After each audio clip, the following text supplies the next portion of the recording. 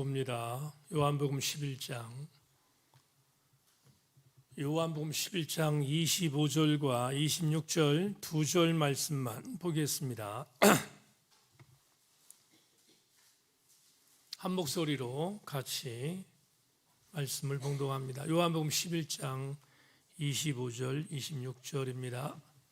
같이 읽습니다. 시작. 예수께서 이르시되 나는 부활이요 생명이니 나를 믿는 자는 죽어도 살겠고 무릇 살아서 나를 믿는 자는 영원히 죽지 아니하리니 이것을 내가 믿느냐. 아멘. 주보의 광고를 한번 다시 확인해 보겠습니다. 돌아오는 주일 비전 주일로 예배를 드립니다. 교회 공동체 멤버십을 확인하는 주일 되기를 바라고요. 지난 월요일날 미랄 장애우 선교단 섬김 잘 감당했습니다. 섬길 수 있는 지체들에게 감사드리고 물질로 후원하신 우리 교우들에게도 다시 한번 감사를 드립니다. 이번 주 토요일날 전도사역은 비조가 담당합니다. 사역에 성실함이 있길 바라고 전도사역은 6월까지만 진행하겠습니다.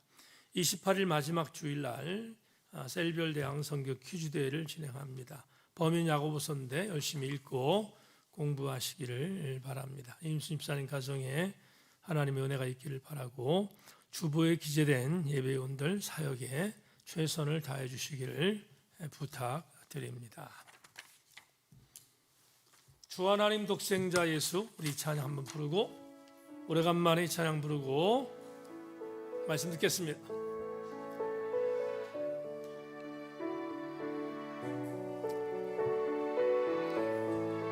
기름 부음 있는 찬양을 하나님께 올립니다. 주 하나님 독생자 예수, 주 하나님 독생자 예수 날 위하여 오시었네. 내 모든 죄 다 사하시고 죽음에서 부활하시 나의 구세 선포합니다. 살아계신 주 나의 참된 소망 걱정 근심 전혀 없네. 사랑의 주내 갈 길 인도하니 내 모든 삶의 기쁨 늘 충만하네. 주 안에서 거듭난 생명 도우시는 주의 사랑 참 기쁨과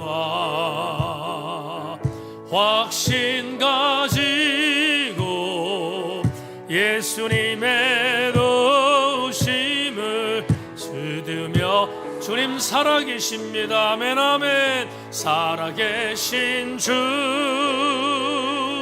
나의 참된 소망 걱정 근심 전혀 없네. 사랑의 주내 갈 길 인도하니 내 모든 기쁨 늘 충만하네. 그 언젠가 주 뵐 때 그 언젠가 주 뵐 때까지 주를 위해 싸우리. 아멘 아멘. 승리의 길 멀고 해도 주님께서 나의 앞길 지켜주 선포합니다. 고백합니다. 살아계신 주 나의 참된 소망 걱정 근심 전혀 없네. 사랑의 주내 갈 길 인도하니 내 모든 삶의 기쁨 늘 충만하네. 살아계신 주 나의 참된 소망 걱정 근심 전혀 아멘. 사랑의 주 내 갈 길 인도하니 내 모든 삶의 기쁨 늘 충만하네. 온 마음 다하여 살아계신 주님 앞에 박수로 영광을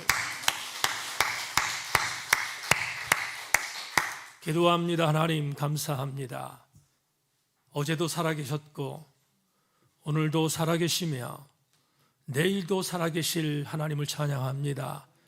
오늘 말씀을 들을 때 살아계신 주님을 높여드리는 감동의 시간이 되게 하여 주옵소서. 한 사람의 영혼도 무미건조하게 돌아가지 말게 하시고 살아계신 주님 의지하며 말씀 속에 하나 되어 이기고 돌아가는 귀한 시간이 될 수 있도록 우리를 사로잡아 주옵소서. 하나님 말씀 앞에 겸손하고 함께 은혜 받는 귀한 시간 되기를 원하며 말씀의 행함이 우리의 삶 속에서 잇대지게 하여 주옵소서. 주의 은혜를 기대하며 소망하며 예수 그리스도 이름으로 기도 올리옵나이다. 아멘. 아멘. 한 번 더 인사합시다. 말씀에 기대를 것입시다. 인사합니다. 말씀에 기대를 것입시다. 오늘 설교 제목 한번 자막으로 띄워주기 바랍니다. 같이 제목 있습니다. 시작. 나는 부활이요 생명이다. 이 제목을 갖고 오늘 조금 전에 봉독한 요한복음 11장 25절로 26절 말씀으로 함께 요한복음 85번째 강의 시간의 은혜를 갖겠습니다. 오늘 시간 되기를 소망합니다. 오늘 설교 준비 전에 이 출처를 찾아보려고 굉장히 많이 노력했는데 너무 오래전에 인용한 글이고 또 읽었던 글이라서 출처를 밝히지 못한 것을 여러분들에게 죄송한 마음을 드립니다. 하지만 제 기억 속에 있는 기억으로 문장화시켰는데 한번 들어보시고 그렇구나, 이런 부분에 있어서 의미가 있구나 하는 것들을 함께 새기는 시간이 되었으면 좋겠습니다. 제2차 세계대전 때 독일의 히틀러 치하에서 유대인들 600만 명이 학살된 것을 우리는 너무 잘 알고 있습니다. 그들이 어떻게 죽었을까를 연구한 자료가 있는데 600만 명을 총알로 쏴서 죽였으면 독일이 얼마나 많이 힘들었겠습니까? 600만 명이라는 사람을 죽이려면 600만 발의 총알이 필요하기 때문에 그렇게 사람을 학살할 수는 없어서 자료를 찾아본 사람의 글을 봤는데 이런 글이 있었습니다. 들어보시기 바랍니다. 가스가 새어나오는 것을 보고 유대인들은 작은 창문이 달린 거대한 철장문을 두들기면서 몸부림쳤다. 철문 앞에서 그들은 서로 핥히고 치고받으면서 결국은 끈적끈적한 피를 뿌리며 죽어 피라미드처럼 시체로 쌓이기 시작했다. 25분 후 전기 펌프식의 배출기로 가스가 가득 찬 실내 공기를 제거하기 위해 거대한 철문이 열리고 고무장화와 가스 마스크를 쓰고 호수를 손에 든 유대인 모범수들이 그 안으로 들어갔다. 그들이 하는 일은 오물과 피를 제거하는 일이었다.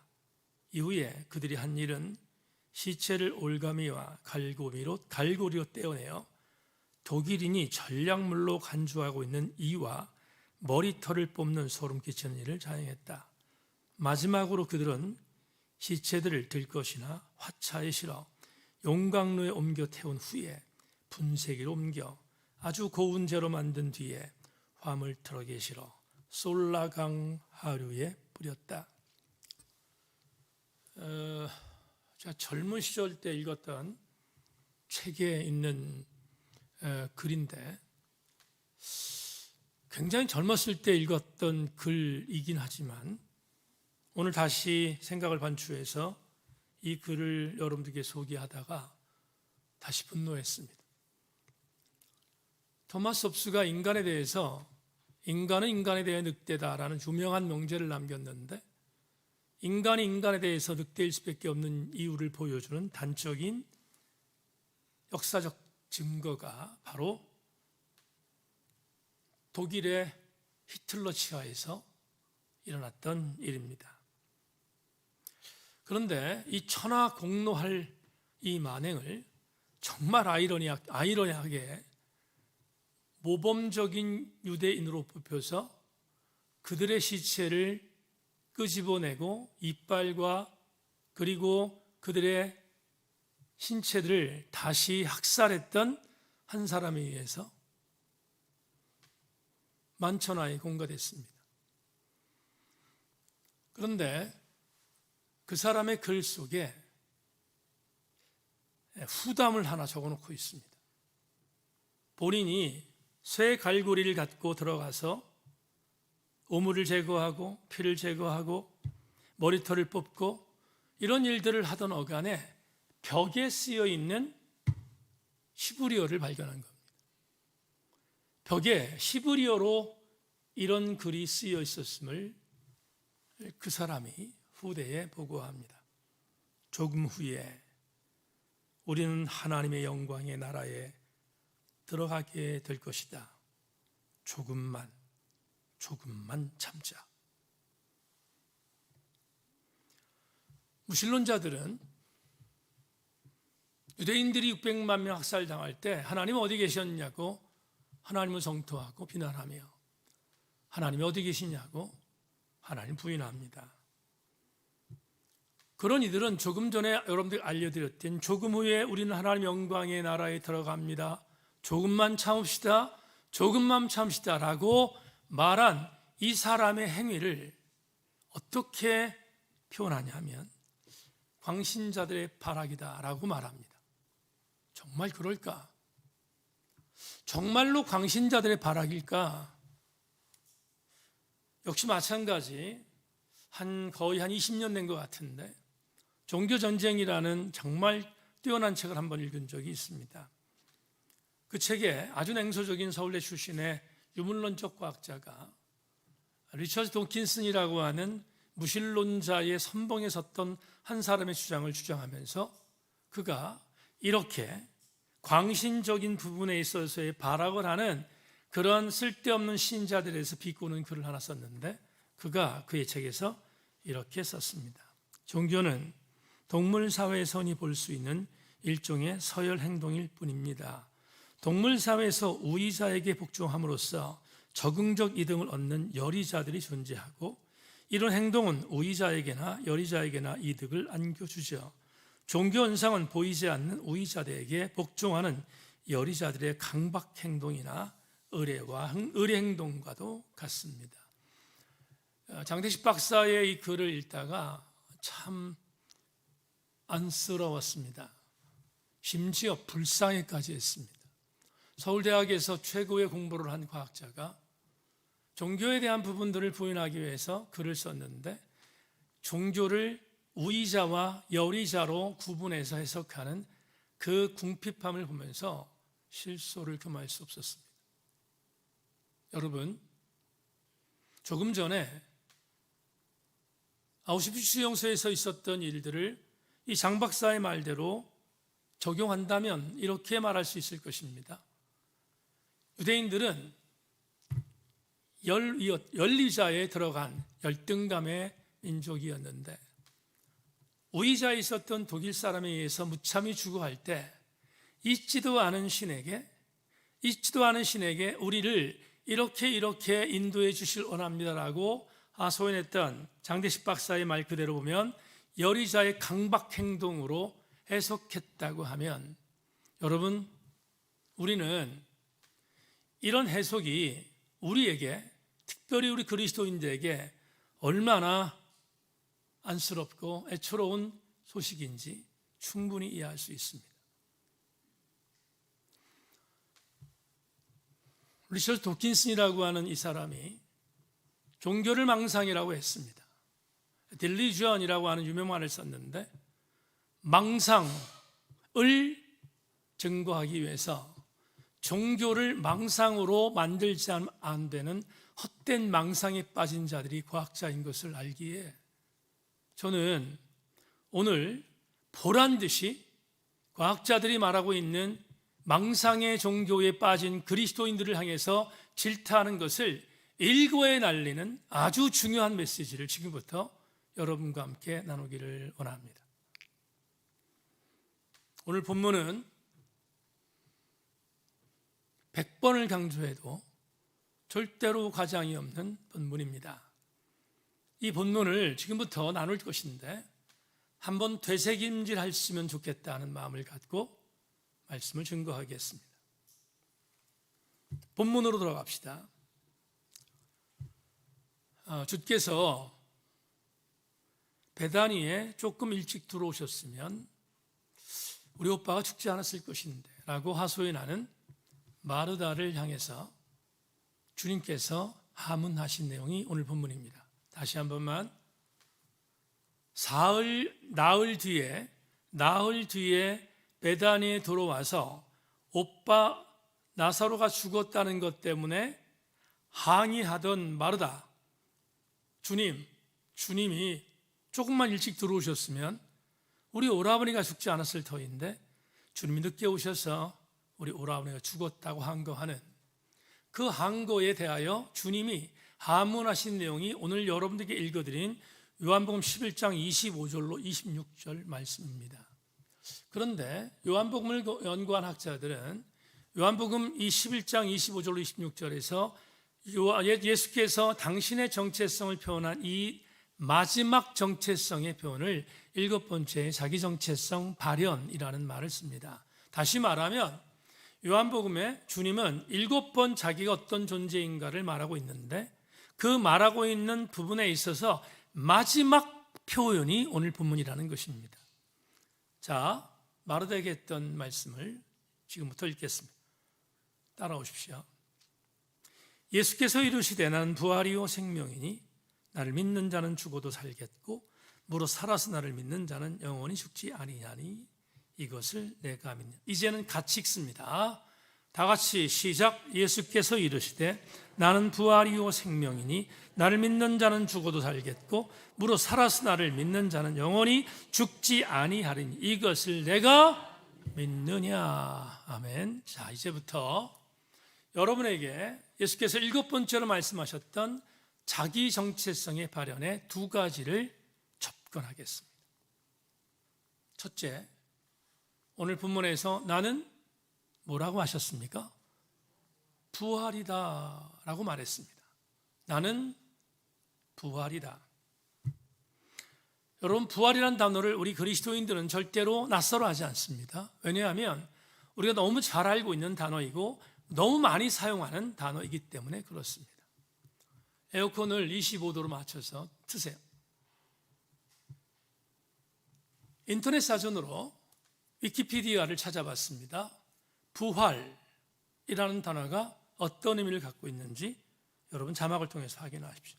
생물학적으로 숨이 끊어져 있는 죽은 상태에서 다시 생명을 얻어 살아나는 것을 말합니다. 또한 한때 폐지되었거나 효력을 잃었던 제도, 관습, 사상 등이 다시 성행하거나 효력을 가지게 될 때도 사용합니다.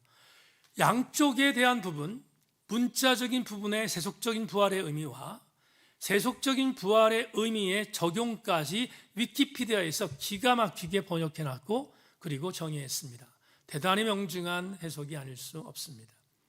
사회학적 차원에서 위키피디아 사전에서 말했던 이 부활에 대한 의미는 어디 하나 손색이 없는 명징한 정의입니다. 그런데 유감스럽게 기독교적인 관점에서 말하는 부활의 의미를 담기에는 부족합니다. 여러분, 기독교에서 말하는 부활은 위키피디아 사전에서 말하는 부활의 정의와는 하나 뛰어넘는 정의가 있습니다. 그 정의가 뭔가 소개하겠습니다. 십자가에 못 박혀 죽인 예수께서 죽음을 이기고 다시 살아나 구원을 완성한 사건을 의미한다. 뭐가? 부활이. 다 같이 하면 부활이 뭐냐? 부활은 십자가에 못 박혀 죽은 예수께서 죽음을 이기고 다시 살아나 구원을 완성한 사건을 의미하는 것이 부활이라고 우리 기독교는 믿고 있습니다. 오차 없습니다. 정확합니다. 그런데 저는 기독교적인 관점에서의 부활에 대한 정의를 이렇게 해석하는 것에 대해서 전적으로 동의하지만 왠지 모르게 이것만 갖고도 2%가 부족함을 느낍니다. 정말 정확한 번역인데, 정확한 정의인데 십자가에 못 박혀 죽은 예수께서 죽음을 이기고 다시 살아나 구원을 완성한 사건이 부활이다. 어디에 하나 틀린 데가 있습니까? 없습니다. 정말 완벽한 부활의 정의입니다. 그런데 이상하게 2%의 부족함을 느끼는 이유는 뭘까? 그건 뭘까? 그 이유는 이것입니다. 우리가 주 1세기에 사는 백성이 아니라 2026년에 사는 백성이기 때문에 그렇습니다.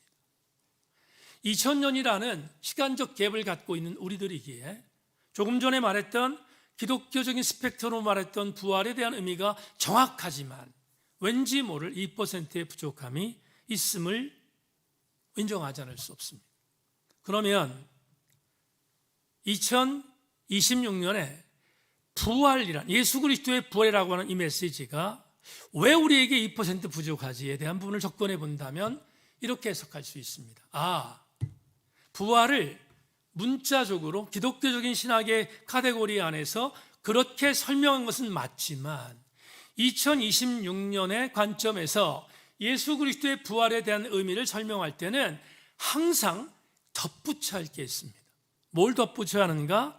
오늘 본문에 이어지는 구절들입니다. 오늘 본문에 나는 부활이요 생명이니 라고 말씀하셨던 예수 그리스도의 자기 정체성에 대한 정의 표현 다음에 나오는 구절들, 그 구절들을 연이어서 해석해야 그래야지 2%가 부족하지 않습니다. 그래서 연이어 나오는 구절들을 여러분과 함께 나누길 원합니다. 25절 후반절과 26절을 다시 한번 복기하겠습니다. 제가 읽습니다. 따라오십시오. 나를 믿는 자는 죽어도 살겠고 무릇 살아서 나를 믿는 자는 영원히 죽지 아니하리니 이것을 내가 믿느냐. 여러분, 이 구절을 제가 조금 더 세밀하게 해석하겠습니다. 마르다에게 주님이 이 베다니에 조금만 더 일찍 오셨더라면 내 오라버니가 죽지 않았을 터인데 라고 하소연할 때 마르다를 바라보면서 이렇게 말씀했습니다. 마르다야, 나는 부활이다. 나는 생명이다. 그런데 부활이라는 것이 뭐냐 하면 이런 거다라고 알려주신 겁니다. 부활이 뭘까? 내가 부활이라고 말한 것이 뭐냐 하면 이런 거다라고 말한 두 가지 의미가 있습니다. 첫째는 나를 믿는 자는 죽어도 살겠고 무릇 살아서 믿는 자는 영원히 죽지 아니하는 것을 믿는 게 뭐다? 부활이다. 여러분, 이렇게 우리가 너무 익숙하지 않습니까? 제가 제천 기독교연합회의 부활절 연합예배 때 자세히 조사하지는 않았지만 20년 동안 제천시 부활절 연합예배에 설교를 맡은 목사님들이 사용했던 인용했던 설교 본문을 찾아보면 100% 이 구절이 제일 많습니다. 오늘 여러분이 읽어드린 이 본문이 부활절의 단골 메뉴이기 때문에 그렇습니다. 그런데 우리가 외우고 있는 이 말씀이 도대체 무슨 말인지는 사실은 잘 모릅니다. 그래서 오늘 여러분과 함께 마침 본문이니까 이 본문에 대한 의미를 조금 깊이 해석해서 여러분에게 용기가 될 수 있는 말씀을 선포하기를 소망합니다. 여러분에게 말씀을 드리죠. 나를 믿는 자는 죽어도 살겠고, 이게 무슨 말입니까? 나를 믿는 자는 죽어도 살겠고, 문자적으로 여러분 비약해서 설명하는 것이 아니고요, 굉장히 어떤 진보적인 차원에서 해석하는 게 아니라 그냥 복음적인 카테고리 안에서 여러분 설명하는 겁니다. 주께서 두 가지를 말했습니다. 마르다에게 이렇게 말합니다. 나를 믿는 자는 죽어도 살겠다. 죽어도 산다는 말이 도대체 뭔가 설명하겠습니다. 어렵지 않습니다. 문자 그대로 접근하면 이해하는데 어렵지 않습니다. 여러분, 인간은 가인이 아벨을 죽인 뒤에 또 다른 구속사의 씨앗이 필요했습니다. 그래서 하나님께서 아벨 대신해서 낫게 한 아들 이름을 우리는 누구로 알고 있습니까? 셋으로 알고 있습니다. 그런데 이 셋이 결혼하여 아들을 낳습니다. 그 아들의 이름을 에노시라고 했다 하는 말씀을 드린 적이 무척 많습니다. 에노시라는 히브리어를 우리나라 말로 번역하면 인간은 반드시 죽는다라는 뜻입니다. 그러면 인간은 반드시 죽는 에노스입니다. 저도 에노스고 여러분도 에노스입니다. 그러니까 인간은 반드시 죽습니다. 안 죽는 사람 없습니다. 반드시 죽습니다. 그런데 오늘 주님이 이렇게 말씀합니다. 나는 부활이다. 나를 믿는 자는 죽어도 살겠다. 이게 도대체 무슨 해괴망측한 말인가? 그렇다면 에노시를 주님이 부인하신 건가? 인간이 죽는다는 것을 주님이 부인하신 건가? 죽어도 산다고 말씀하셨으니까 부인하신 건가? 라고 질문할 수 있습니다. 그렇지 않습니다. 여러분, 지금 주께서 나를 믿는 자는 죽어도 살겠다는 말은 우리가 이 땅에서 영원히 사는 것을 의미하는 것이 아니라 에노시이기 때문에 언젠가 우리가 죽음을 맞이하게 될 것인데, 믿는 믿음 안에 있는 백성들은 나의 현재적인 죽음이 나의 죽음 이외의 삶으로 연결된다는 뜻입니다. 이해하셨나요? 다시 한 번만. 내가 지금 살아있는데 어느 날 내가 에노시이기 때문에 내가 죽습니다. 죽으면 나의 생명은 끝나는 것입니다. 그런데 분명히 오늘 본문에서 나를 믿는 자는 죽어도 살겠다는 이 말은 안 죽는다는 의미가 아니라 죽음이라고 하는 현실에서 내가 죽은 다음에 그 다음에 이어지는 것이 끝이 아니라 생명으로 이어진다는 것을 해석해 주는 말씀이 첫 번째, 너희들이 나를 믿으면 죽어도 살겠다는 의미입니다. 그러니까 우리는 죽음 이후에 영생의 믿음을 갖고 있는 자가 된다는 의미가 첫 번째 의미입니다. 두 번째, 잊지 말할 게 있는데, 두 번째 주님 말씀하셨던 이 말씀이 있습니다. 무릇 살아서 나를 믿는 자는 영원히 죽지 아니하리니 라는 이 말도 중요합니다. 왜 중요하냐면 이건 앞에서 말한 것과 정반대되는 개념으로 말씀하신 거거든요. 살아서 나를 믿는 자는 영원히 죽지 아니한다. 이 말씀도 마찬가지인데, 여러분, 영원히 죽지 않는다는 것은 육체적인 죽음을 상징하는 의미가 아니라 예수 그리스도를 믿는 자는 이 땅에 살아있는 동안의 삶의 영생이 나의 죽은 뒤에 이어지는 영생과 연결되어지기 때문에 내가 지금 살아있어서, 내가 지금 살아서 예수를 믿는다고 하면 나의 죽음은 육체적인 죽음은 있을 수 있겠지만 나 영적인 죽음은 절대로 있지 않는다는 말씀을 이 본문에서 우리한테 제시하고 있습니다. 그러면 이렇게 요약할 수 있습니다. 여러분, 제가 하나의 주석을 좀 설명할 테니까 잘 따라와 주기를 바랍니다. 앨런 컨페퍼가 이런 말을 합니다. 예수께서는 죽음과 부활을 완전히 새로운 관점 아래에 놓고 있다. 나는 부활이요 생명이라고 선언하신 메시지는 실현된 종말론이었다. 하지만 무릇 살아서 나를 믿는 자는 영원히 죽지 아니하리라는 메시지는 부활의 희망을 미래로부터 현재로 옮겨놓고 있다. 영원한 생명은 지금 시작되고 있다. 자, 어렵죠? 유진 피터슨의 해석을 들어보시면 무슨 말인지 이해합니다. 따라오십시오. 우리의 일과 일터라는 기반과 정황 속에서 하나님이 계속해서 하고 계시는 바로 그 일에 응답하며 그 일 속으로 들어가는 것을 일러서 그리스도인들은 이것을 부활이라고 부른다. 여러분, 2026년의 언어로 해석하겠습니다.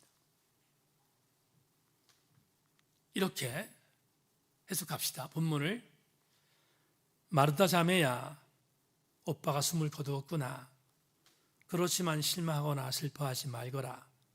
너는 내가 사망을 이길 유일한 권위인 부활의 주체임을 믿거라. 이걸 믿으면 너와 내 동생과 내 오라버니도 죽음을 극복하게 될 거다.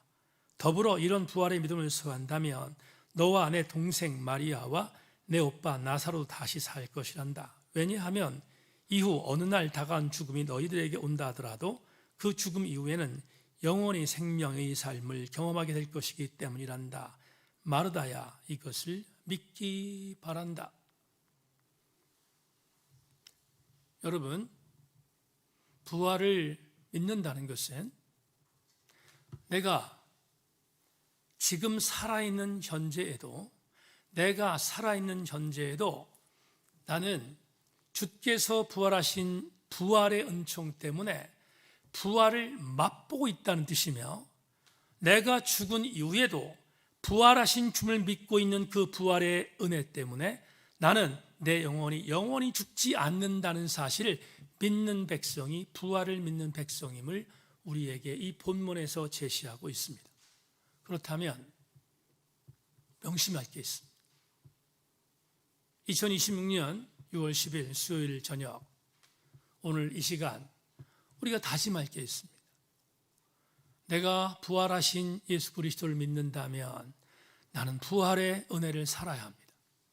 그 부활의 은혜는 내가 죽든지 살든지 나는 부활하신 예수 그리스도를 통하여 내 삶이 현재에도 살고 있으며 죽어서도 살 것임을 믿는 것이 부활의 신앙인 것을 명심하고, 오늘 부활 신앙으로 무장할 수 있는 저와 여러분 되기를 주님의 이름으로 소망합니다.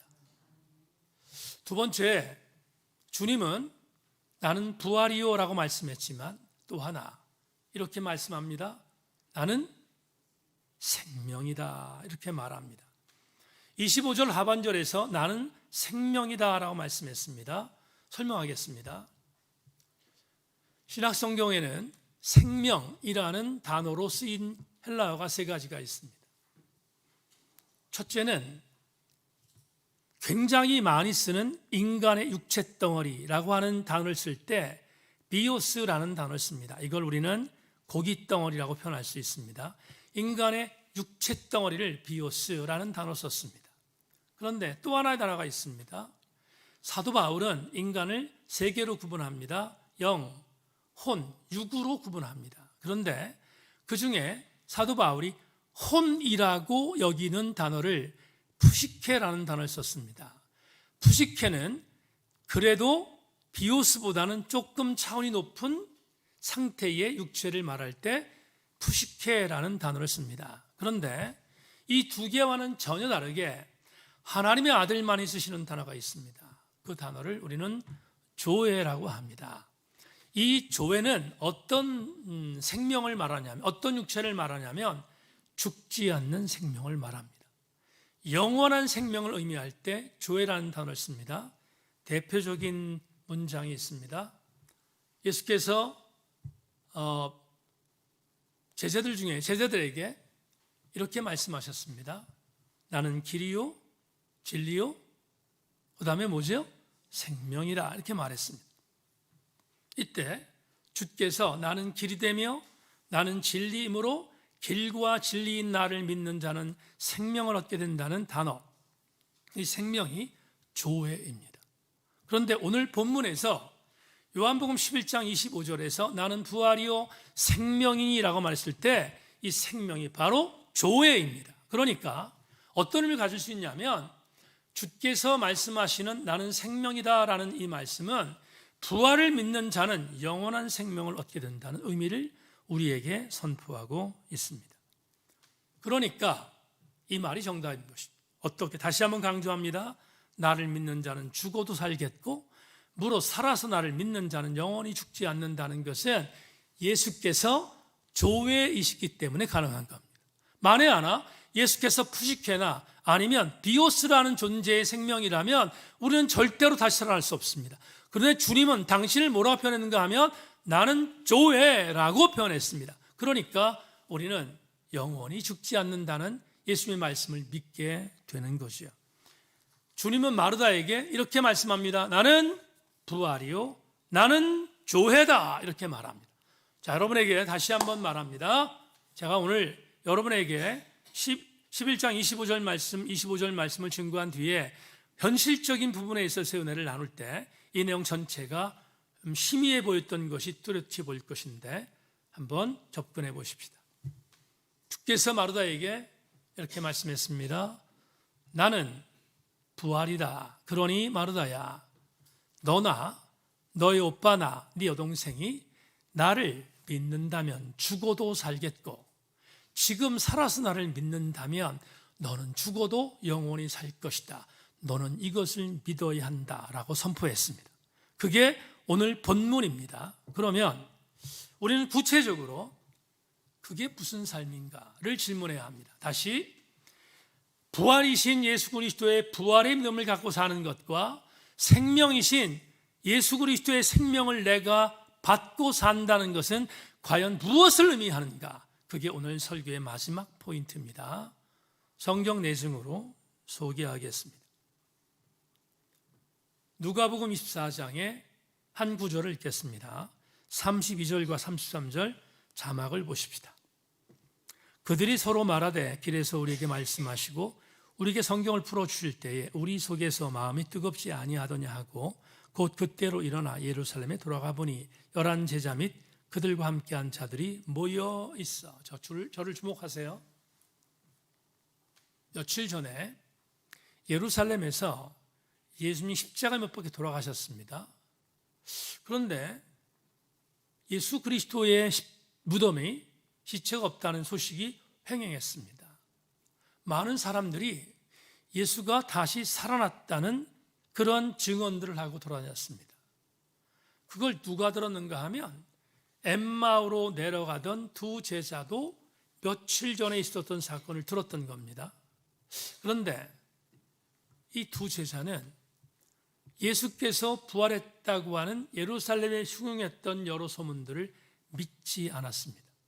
그리고 예루살렘에서 부활했다고 소문이 들리는 예수를 따랐던 제자들이 지금 로마의 병정들과 그리고 유대의 종교 하수인들을 통해서 체포당하는 위기 일발의 상황인 것을 알고 본인들도 예수를 따랐던 사람이었기 때문에 예루살렘을 하루속히 빠져나가겠다는 생각을 갖고 급히 도망합니다. 그 제자 중 한 명의 이름이 글로바였는데 글로바의 고향이 바로 엠마였습니다. 또 한 명의 이름은 등장하지 않으니까 누군지 모르겠지만 아마도 제2 제자군에 속한 사람이 아닐까 학자들이 추측하는데 글로바와 그리고 또 한 명의 제2 제자군에 있었던 예수 그리스도의 죽음을 받고 예수 그리스도의 십자가의 처형을 받던 그들이 두려운 나머지 글로바의 고향이었던 엠마오로 예루살렘에서 약 12km 떨어진 남쪽으로 도망하러 나왔습니다. 그런데 길을 가다가 웬 사람이 자기들을 찾아옵니다. 그리고 그분이 본인들에게 묻습니다. 너희들 도대체 왜 이곳에 왔는가를 묻는데 반문합니다. 아니 당신은 예루살렘을 발칵 뒤집혔던 사건을 듣지 못했습니까? 그랬더니 찾아온 그분이 이렇게 묻습니다. 도대체 무슨 일이 있었는데 그러는가를 묻습니다. 그러자 있었던 사건을 글로바와 두 제자가 이렇게 표현합니다.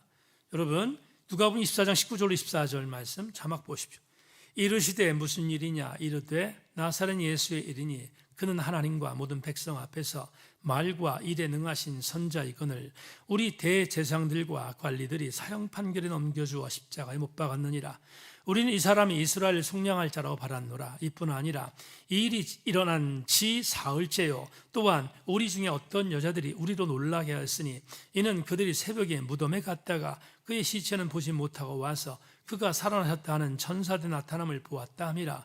또 우리와 함께한 자 중에 두어 사람이 무덤에 가 과연 여자들이 말한 바와 같음을 보았으나 예수는 보지 못하였느니라 하거늘. 무슨 말입니까?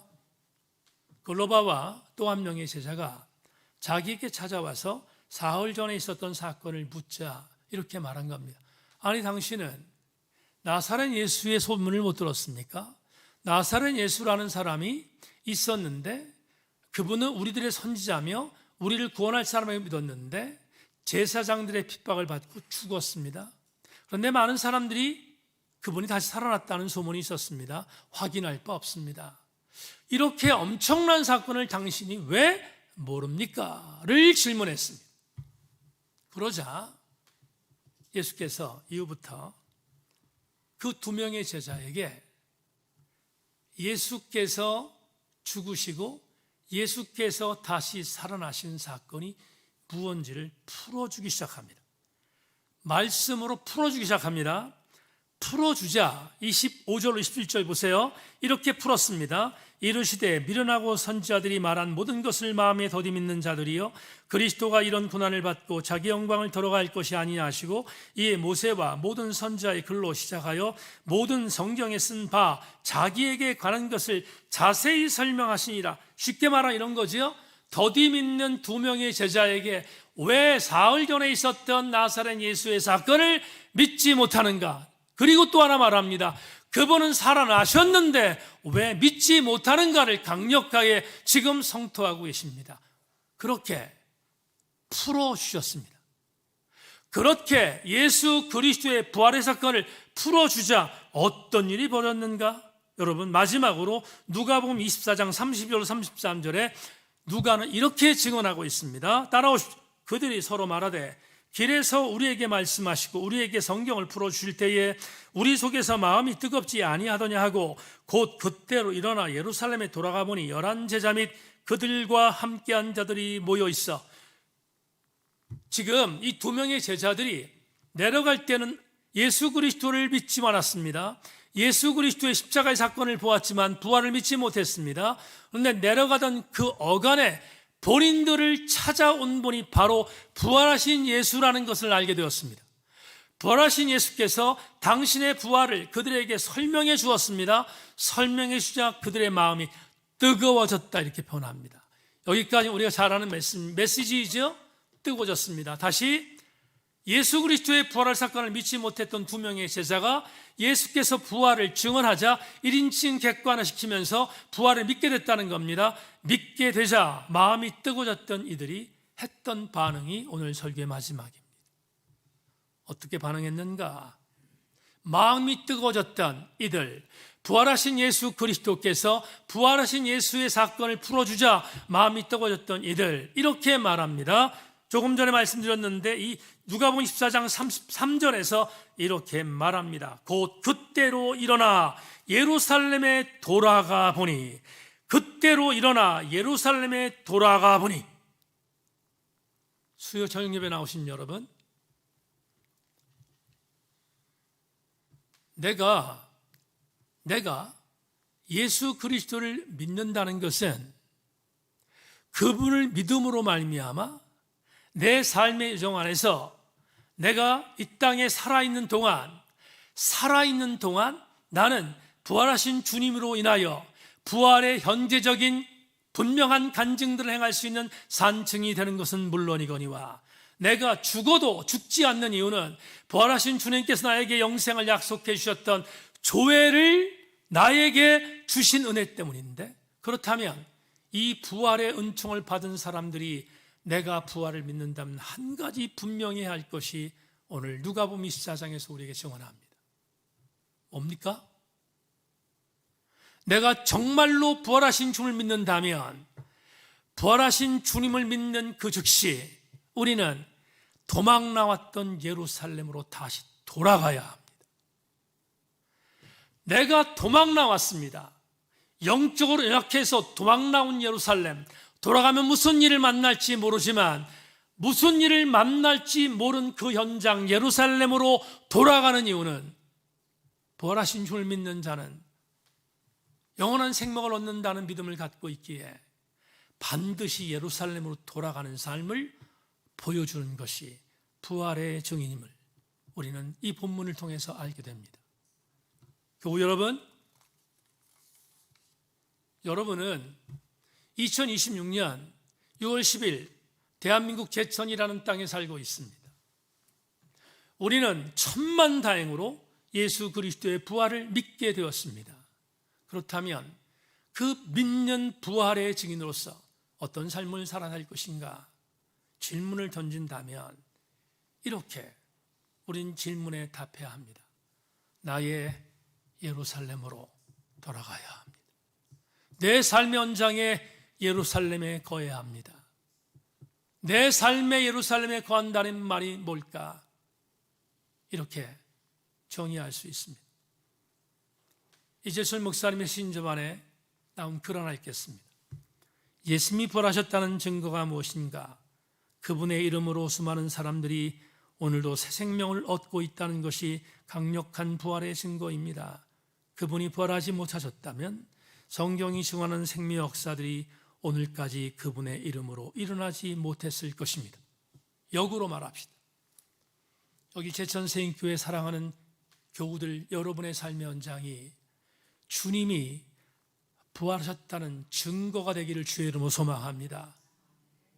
여러분의 삶의 현장에서 내가 부활하신 주님의 은혜를 믿고 산다면 부활하신 주님의 은혜를 믿고 사는 백성으로 내 삶의 내 삶의 예루살렘인 제천을 아름답게 섬기고 이곳에서 예수 그리스도의 삶을 보여주는 아름다운 그리스도인이 되는 것, 그게 바로 여러분이 부활의 증인이며 생명을 받은 백성인 것을 선포하는 일인 것을 명심하고 우리 함께 제천이라는 나의 예루살렘을 아름답게 그리스도의 복음으로 물들일 수 있는 우리 모두가 되기를 주의 이름으로 소망합니다. 말씀 맺겠습니다. 다른 사람 이야기하지 않고 제 이야기로 설교를 마감하겠습니다. 주님이 다시 부활하셨습니까? 질문을 던집니다.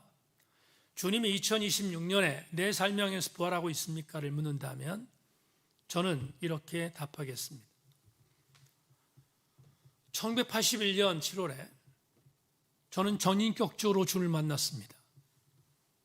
전인격적으로 주를 만나고 그분이 나의 주님인 것을 고백했습니다. 이 말은 그분이 나를 위해 죽으셨고 그분이 나를 위해 다시 살아나셨고 그분이 나를 위해 다시 오신다는 믿음입니다. 그것을 조금도 의심하지 않는 것이 제가 전인격적으로 주를 만났다는 간증입니다. 1981년 7월에 전인격적으로 주를 만난 이강동 목사는 그런 뒤에 45년을 살았습니다. 45년을 살면서 목회자로 부름받고 목회자까지 달려왔습니다. 45년을 뒤돌아봅니다. 여러분에게 적용하는 게 아니라 저에게 적용하는 것입니다. 45년을 뒤돌아봤습니다.